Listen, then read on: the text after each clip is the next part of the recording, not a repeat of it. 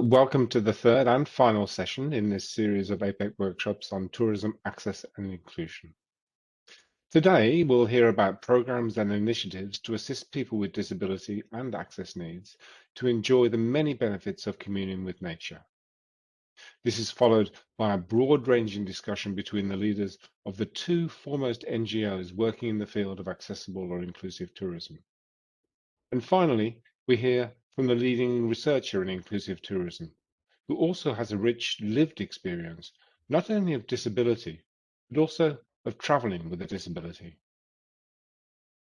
So first up, we have Don Carruthers Den Hood of the Canadian Parks Collective for Innovation and Leadership, who thoughtfully draws out examples of good practice, learnings and aspirations for a panel with rich experience and knowledge in facilitating access to nature-based experiences for people with disability and access needs.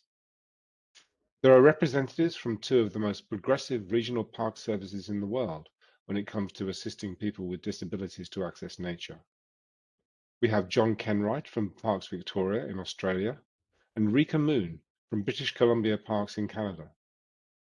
Also on the panel is Bonnie Lukowitz, the founding director of Access Northern California and program manager at Bay Area Outreach and Recreation Program. Her work over many years shows how a committed NGO can play an important role in providing the information and resources needed to assist people with disabilities to enjoy nature.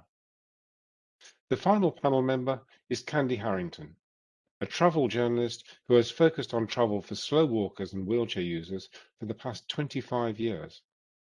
She's the founding editor of Emerging Horizons, emerginghorizons.com, and the author of 18 accessible travel guidebooks, including a popular national park series.